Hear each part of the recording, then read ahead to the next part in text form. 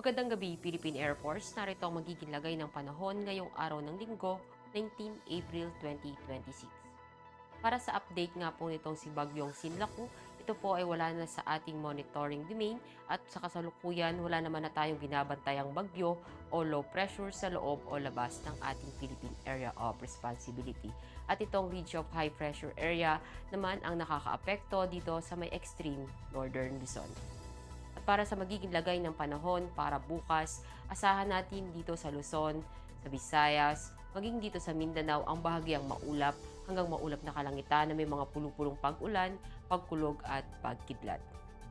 At para naman sa magiging lagay ng panahon sa mga susunod na araw dito sa Metro Manila, asahan natin sa Martes hanggang Huwebes ang bahagyang maulap hanggang maulap na kalangitan na may mga pulupulong pag-ulan, pagkulog at pagkidlat. Maging dito sa Cavite, sa Lipa, sa Angeles, sa Puerto Princesa, sa Kalayaan Island, maging sa Mactan, sa Zamboanga at Davao.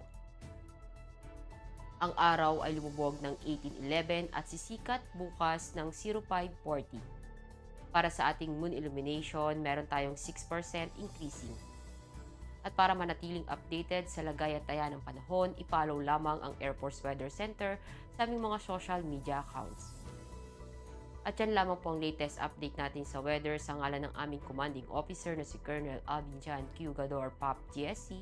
Ako si Staff Sergeant Ashley F. Di Maculangan, Philippine Air Force, weather broadcaster ng Air Force Weather Center. Muli, magandang gabi, Philippine Air Force.